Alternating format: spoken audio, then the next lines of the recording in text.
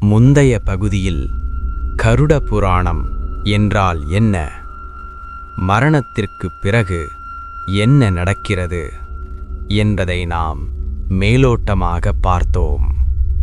ஆனால் இந்த பகுதியில் ஒரு பெரிய உண்மை காத்திருக்கிறது. மரணம் எவ்வாறு தீர்மானிக்கப்படுகிறது? உயிர் உடலை விட்டு பிரியும் அந்த நொடியில் என்ன நடக்கிறது? அதற்குப் பிறகு அந்த உயிர் எங்கு செல்கிறது?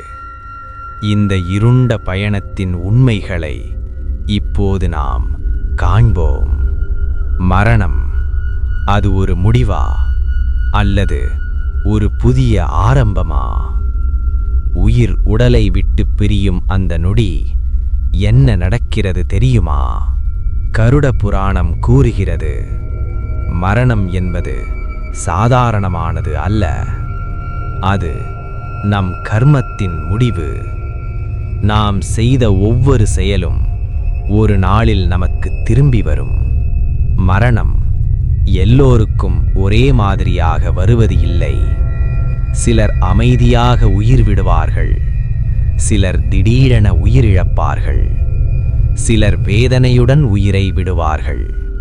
ஆனால் மரணம் தவிர்க்க முடியாதது. மரணம் நெருங்கும்போது உடல் மெதுவாக பலவீனமாகும், மூச்சு விடுவது கடினமாகும், கண்கள் மங்கும். அந்த நொடியில் மனதில் பயம் தோன்றும். நான் எங்கே போகிறேன் என்று. அந்த நொடி உயிர் உடலை விட்டு பிரிகிறது. அது திரும்ப முடியாத பிரிவு. உயிர் தன் உடலையும் அழும் உறவுகளையும் பார்க்கிறது. அவர்கள் அழுவதையும் காண்கிறது. உயிர் பேச முயலும், ஆனால் யாருக்கும் அது கேட்காது.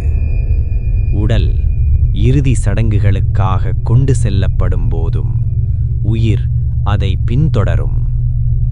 உடல் எரிக்கப்படும் போது உயிர் அதை பார்த்து நடுங்கும்.